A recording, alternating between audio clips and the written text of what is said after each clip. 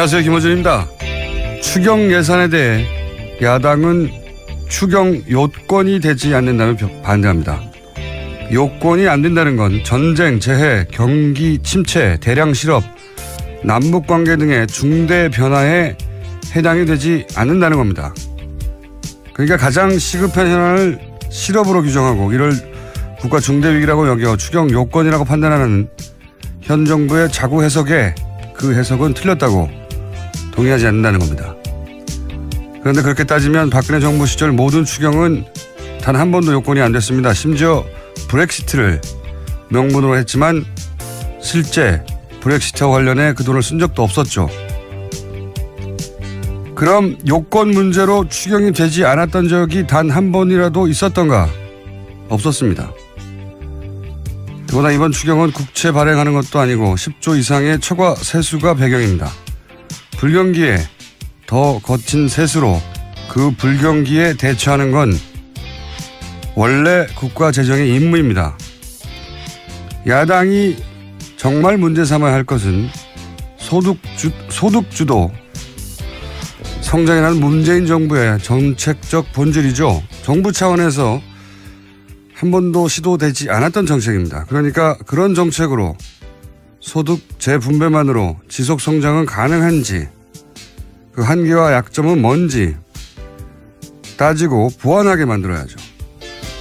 한 달 된 새 정부의 첫 번째 프로젝트에 지금 대량 실업으로 보는 게 맞냐, 그 자구 해석을 따지고 있는 게 이게 얼마나 볼품없습니까? 지금 야당 너무 못 싸웁니다. 잘 좀 싸웁시다. 김원준 생각이었습니다. 네. 김은지입니다.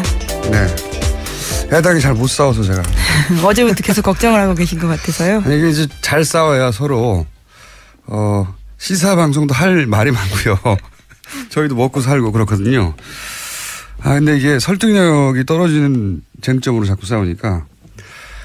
자, 첫 번째 뉴스는 뭡니까? 네, 청와대는 강경화 외교부 장관 임명을 가급적 빨리 매듭짓는다는 방침을 세웠습니다. 오는 29일 한미 정상회담과 다음 달 초 G20 정상회담 준비 때문에 외교부 장관 부재를 더 이상 방치할 수 없다라는 건데요. 이번 주 일요일 임명이 유력합니다. 지명 처리를 요구하고 있는 야3당은 강경화 후보자 임명까지 밀어붙이는 건 용납할 수 없다면서 반발하고 있습니다. 특히 자유한국당은 국회 일정을 전면 거부하겠다, 이렇게 경고하고 있습니다. 네, 이것도 잘 못 싸우는 거예요. 지금 후보 한 명 임명했잖아요. 두 번째 임명까지 밀어붙인 건 용납할 수 없다 그런데 저는 그 언론이 이럴 때 보도하는 스탠스도 좀 문제가 있다고 생각하는 게, 이걸 임명 강행이라고 잡아서 보도하는 게 현재 프레임인데, 강행이라고 하면 안 되는 거예요. 왜 안 되냐? 제 생각입니다. 강행이라는 건 해서는 안 되는 일을 하는 거죠. 절차에 어긋났거나. 그런데 지금 강경화 후보를 장관에 임명하는 건 절차적으로나 법적으로는 어떤 하자도 없어요. 대통령이 가진 정당한 인사권을 행사하는 겁니다. 만약에 김희수 헌재 소장 후보 같이 표결에 붙여야 하는데 붙이지 않고 절차를 뛰어넘었다. 이건 강행이죠. 그건 초법적인 상황인 거죠. 그건 안 되는 거죠. 근데 이게 아니잖아요.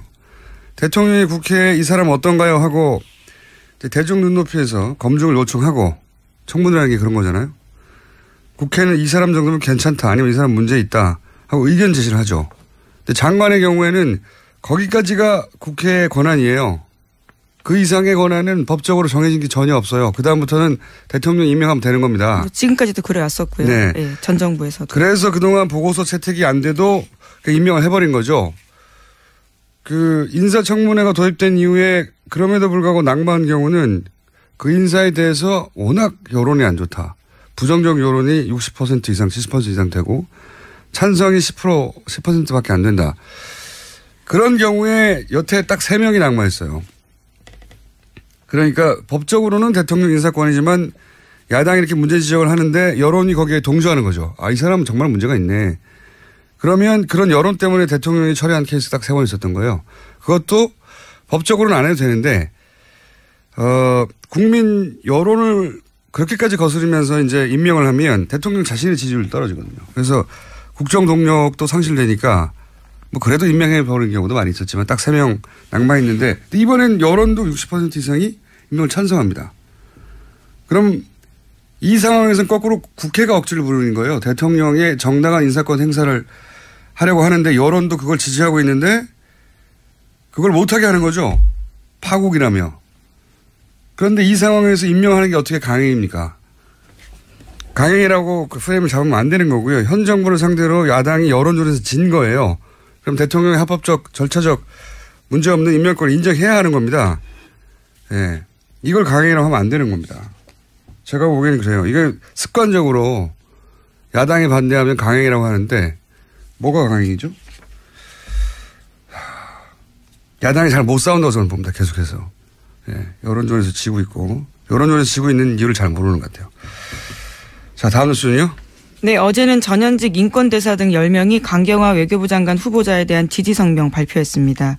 이들은 성명에서 강 후보자는 유엔 사무총장들과 함께 유엔의 정책 전반을 다룬 경험을 지닌 유일무이한 한국의 대표적 외교 전문가다라면서 지지 이유를 밝혔는데요.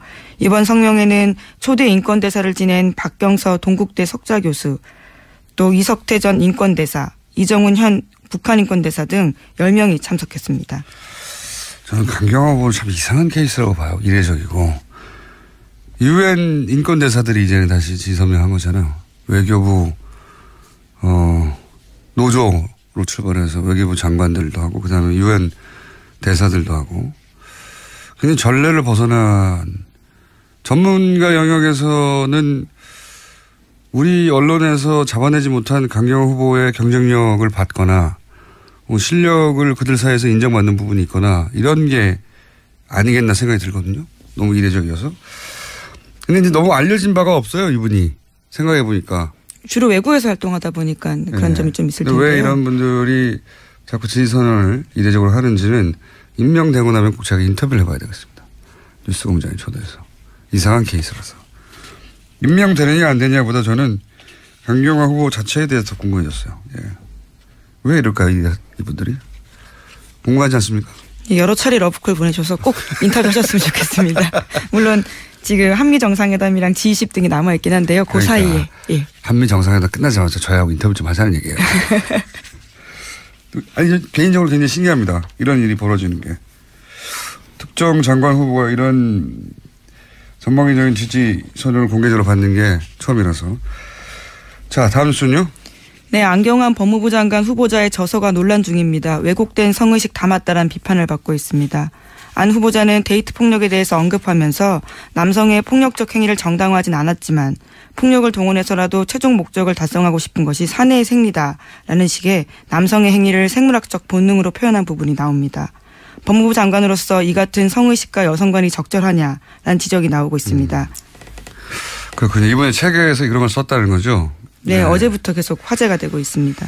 저도 그 화제가 된 문제가 된 부분들 읽어봤는데 남성적 혹은 뭐 가부장적 가치를 옹호하는 게 아니라 남성으로서 그걸 비판하면서 그런 맥락에서 나온 표현들이 있는지 앞뒤가 맥락이 잘린 채 이 부분만 문제되고 있는 걸로 저는 읽었는데 이건 제가 보기에는 제가 할 말이 아니고 안경환 법무부 장관 후보자가 청문회에서 설명을 하겠죠. 네. 네, 독자의 판단 맡기겠다고 어제 아침에 설명했습니다. 네, 저도 해당 부분을 읽어봤는데 이와간 청문회 이 청문회 재밌을 것 같습니다. 어떤 의미에서. 자, 다음 뉴스는요. 네, 어제 김기춘 전 실장 재판에 김종 전 차관이 증인으로 나왔습니다. 김종 차관은 2015년 1월쯤 김기춘 전 실장이 최순실 씨와 그의 딸 잘 지내냐며 안부를 물은 적이 있다라고 진술했습니다. 이거는 뭐랄까요. 그 김기춘 전 비서실장이 나는 모른다고 해왔던. 예, 지금까지 계속 모른다고 해왔고요. 네. 노래까지 나왔죠. 모릅니다라고요. 예, 뉴스공장에서 틀은 바도 있습니다. 아, 법꾸라지였나요? 모릅니다였나요? 예. 네네. 하여튼 계속 모른다고 했던. 근데 이제 김종 전 차관은 최순실 씨를 만날 때 고수부지 같은 데서 비밀리에 대포폰을 이용해서 아무도 모르게 만났다고 했거든요. 그런데 김기춘 전 비서실장은 그렇게 비밀리에 만나고 있는 김종 차관의 그 최순실 씨와의 만남을 알고 있다는 거잖아요. 게다가 그 만남의 내용이 정유라 씨에 관련된 것이라는 것을 알고 있어서 정유라 씨 소식도 김종 차관이 알고 있다는 것을 알고 있었다는 거잖아요. 네, 그런 안부를 물었다라는 거고요. 게다가 평상 김종 전 차관이 어제 한 증언을 보면 이런 내용도 있습니다. 최순실 씨와의 대화를 김기춘 전 실장에게 직접 보고한 적이 있다. 이렇게까지 밝혔거든요. 그러니까요. 이래요. 김종 전 차관이 대놓고 거짓말을 한 게 아니라면, 예. 근데 김종 전 차관이 이 사안을 거짓말해서 본인이 얻을 이득이 없잖아요. 보통 이제 법정에서 이게 거짓인지 아닌지 그 신빙성을 따질 때 그런 부분을 묻게 되는데 얻는 이득이 없잖아요. 그래서 어제 김기춘 전 실장이 벌떡 자리에서 일어나서 그것은 김종 전 차관의 착각이다. 이런 식의 주장을 계속했습니다. 착각이요. 예.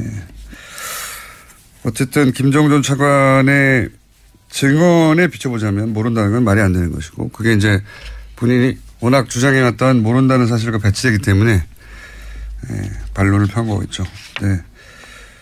법정에서 어떻게 판단할지 모르겠는데 김종 전 차관의 증언을 더 신빙성 있게 받아들이지 않겠나.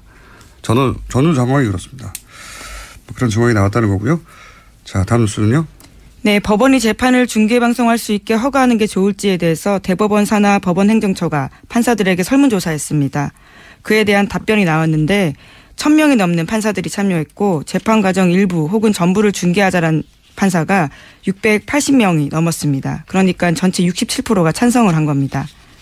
전체는 아닐지 몰라도 어쨌든 재판 과정 일부가 중계될 수도 있겠네요. 이제 그러면. 그럼 또 양상이 좀 달라질 거라고 봅니다. 법정에 직접 가서 재판 과정을 지켜보는 사람이 그렇게 많지 않거든요. 예, 쉽지 않습니다. 그리고 실제 지금 하고 싶어도 쉽지 않고요. 예, 뽑아야 되는데요. 그 뽑히는 확률이 아직까지는 좀 경쟁률이 있습니다. 그렇게 되면 그 재판정에서 검찰과 변호인단의 긴장도도 굉장히 올라갈 것이고 생중계되고 있으니까 피고석에 앉아있는 분들도 굉장히 긴장하겠네요. 웃음은 더 이상 나오지 않을 것 같습니다. 네, 졸기도 쉽지 않은 상황이죠. 그건 참기 힘들어요. 아, 그런가요? 참으셨다면서요. 참기 힘들어요. 근데. 예. 그 자리도 좁고 계속 정전선에 앉아 있어서 졸지 않기 힘듭니다. 자, 다음 뉴스는요. 네, 정동춘 전 K스포츠재단 이사장이 재단 출연금 275억 원 등을 인출 시도했다라는 보도가 나왔습니다. K스포츠재단에 따르면 정 전 이사장은 올해 초 이사회에 해임당했는데 법원에다가 이에 대해서 가처분 신청 냈거든요. 가처분 신청 결과 이사장은 아니지만 이사로서는 지위를 유지할 수 있다라는 내용이 나오자 정 전 이사장이 이 내용을 들고 재단에 찾아가서 자신이 다시 이사장이 됐다 이렇게 소란을 피웠고요. 또 다음 날에는 그것을 들고 은행에 찾아가서 자금 인출 가능한지 물었다고 합니다. 그러니까 반쯤은 맞는 얘기네요. 왜냐하면 법원이 이사회 결의가 새 신임 이사장을 뽑았는데 이사장 임기는 끝난 건 맞다. 그렇죠. 그거는 이제 정동춘 전 이사장 이야기가 틀린 것이고 자기는 계속 이사장이라고 했으니까. 하지만 상임이사 지위는 유지할 수 있다. 상임이사 3명 중에 1명. 예, 아직은 임기가 남아있기 때문입니다. 두 개가 임기가 다르거든요. 그런데 여기서 법원의 결정문 취지하고는 다르게 내가 다시 이사장이 됐다고 주장을 했네요. 예. 네, 적절하지 않은 이야기입니다. 심지어 가처분 결과가 그런 거고요. 본안 소송은 또 들어가거든요. 어떻게 될지 아직 모르는데 그 내용을 들고 나타나서 소란을 피웠다라는 겁니다. 중요한 건 소란을 피웠다는 것보다는 그걸 들고 은행에 가서 K스포츠 재단에 남아있는 275억을 뽑으려고 했다는 거잖아요. 네. 이거는 이해가 안 가네요. 서로 이사장이라고 하더라도 이 돈을 개인적으로 다 뽑을 수가 있나? 은행은 당연히 거부했겠죠? 네, 법인 계좌 자금 인출 요구 거부했습니다. 이건 수사의 영역 아닙니까? 굉장히 이상한 시도인데요. K스포츠 재단에 있는 재단 출연금이 자기 개인 돈도 아닌데 이걸 이상하네요. 이상한 한번 들여다봐야 될 것 같습니다. 자, 이런 보도가 있었습니다. 앞으로 저희도 관심을 가지고 지켜보겠습니다. 다음 뉴스는요. 네, 참, 이 덕분에 노승일 씨가 급여를 못 받고 있었죠. 네, 계속 지금 돈이 묶여 있어서요. 예. 여러 명이 다 못 받고 맞습니다. 있습니다. K스포츠 재단 직원들요. 아무도 못 받고 있었어요. 다음 뉴스는요. 네, 런던에서 큰 화재 났습니다. 런던 경찰청은 런던 시내 24층짜리 아파트 건물 화재로 지금까지 12명이 사망한 것으로 확인했다고 밝혔습니다. 화재. 저도 뉴스를 잠깐 봤는데 여기가 런던 히드로 공항에서 시내로 들어올 때 고가가 지나가는 동네예요. 그 고가 들어오면서 도시개발에 관련해서 이슈가 됐던 오랫동안 지역에서 제가 좀 그걸 읽어본 기억이 있어서 여기가 이민자들이 많이 모여 사는 빈곤 지역이었거든요. 그래서 런던에서 인구 밀도가 가장 높은 것이었는데 이제 나중에 개발되면서 부촌도 붙게 되고 그 왜 뉴욕에 가면 할렘가하고 부촌하고 바로 붙어 있잖아요. 한 블록 사이에. 그런 걸 연상하시면 되는데 그 왜 영화 노팅힐이라는 영화 있잖아요. 그 동네입니다. 여기가. 그 동네인데 이 이야기를 하는 이유가 뭐냐면 화재를 났다는 뉴스 영상을 봤는데 불이 아주 삽시간에 번지더라고요. 그렇죠. 그랬다는 얘기는 이게 고층 건물인데 그랬다는 건 스프링클러나 방화벽 같은 이제 기본 방화 설비가 제대로 안 됐다는 거거든요. 그래서 이 지역의 특성하고 연결해 보면 굉장히 오래된 가난한 사람들이 사는 임대 아파트거나 그럴 가능성이 높다. 네, 실제로 구청 소유의 임대 아파트라고 합니다. 그래요? 네. 이미 보도가 됐군요. 저 그렇게 추정했는데 좋게 말하면 서민 아파트인 거죠. 근데 이런 대형 재난은 왜 이런 곳에서 많이 나는지 모르겠어요. 기본적으로. 그리고 또 한 가지는 최근 영국이 이제 브렉시트로 영국에서 독일로 이민 가는 사람들이 굉장히 늘어났다고 하거든요. 사실 EU는 이민을 잘 안 가요. 왜냐하면 EU 영내 국민들은 뭐 거의 똑같은 권리를 누리기 때문에 이민이라는 절차를 밟을 필요가 없는 거예요. 그냥 가서 살면 되는 거지. 근데 이제 EU를 탈퇴하니까 영국에서 EU가 주던 혜택을 누리던 특히 젊은 사람들이 이민을 가는 거죠. 근데 그 첫 번째 상대 국가가 독일이에요. 굉장히 역사의 아이러니인데 영국을 유일하게 폭격한 나라가 독일 아닙니까? 역사로 치면 우리가 이제 경제 문제로 일본으로 이민이 갑자기 젊은 사람들이 늘어나는 거나 마찬가지인데 굉장히 이상한 이례적인 상황이죠. 아이러니한 상황.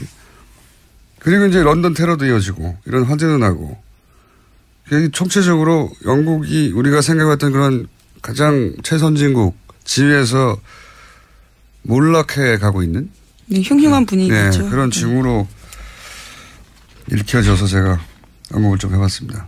어쨌든 그 건물은 그 방화시설이 제대로 안 된 잘 못 사는 사람들이 사는 그래서 불이 삽시간에 번진 그런 비극이네요.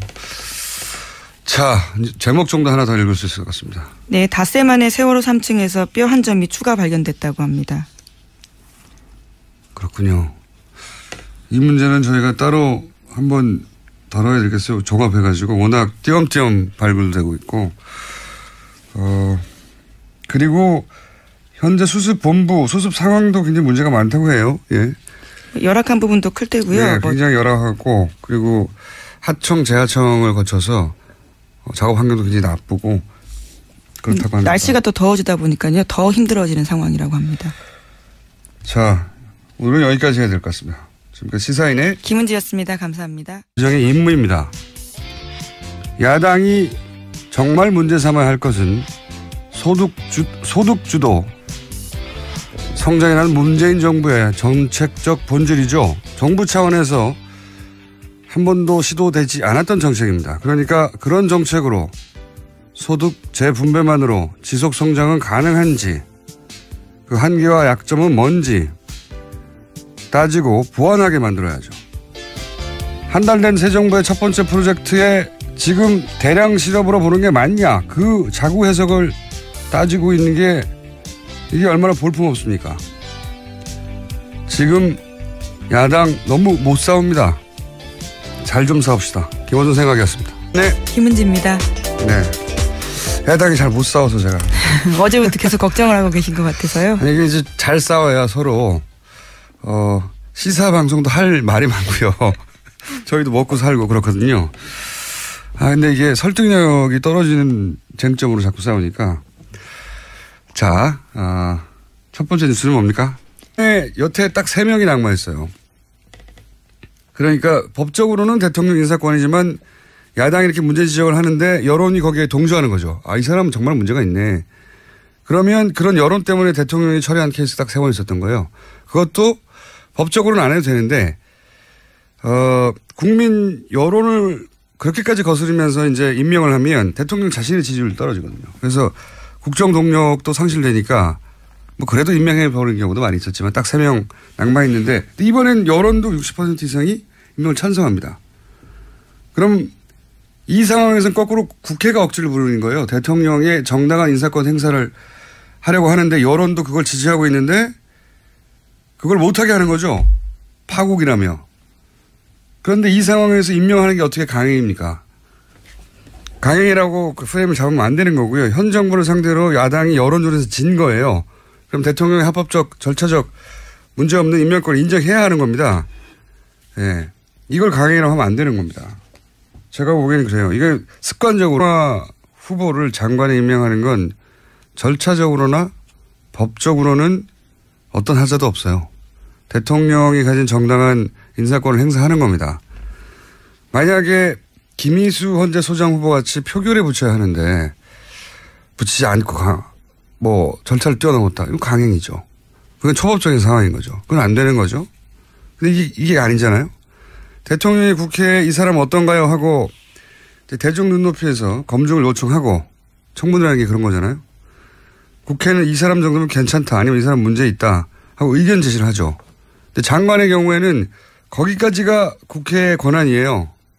그 이상의 권한은 법적으로 정해진 게 전혀 없어요. 그다음부터는 대통령 임명하면 되는 겁니다. 뭐 지금까지도 그래왔었고요. 네. 네, 전 정부에서도. 그래서 그동안 보고서 채택이 안 돼도 임명을 해버린 거죠. 그 인사청문회가 도입된 이후에 그럼에도 불구하고 낙마한 경우는 그 인사에 대해서 워낙 여론이 안 좋다. 부정적 여론이 60% 이상, 70% 이상 되고 찬성이 10%밖에 안 된다. 그런 경우에 안녕하세요. 김어준입니다. 추경 예산에 대해 야당은 추경 요건이 되지 않는다면 반대합니다.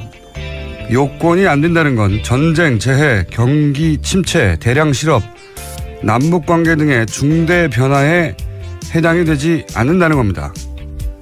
그러니까 가장 시급한 현안을 실업으로 규정하고 이를 국가 중대위기라고 여겨 추경 요건이라고 판단하는 현 정부의 자구 해석에 그 해석은 틀렸다고 동의하지 않는다는 겁니다.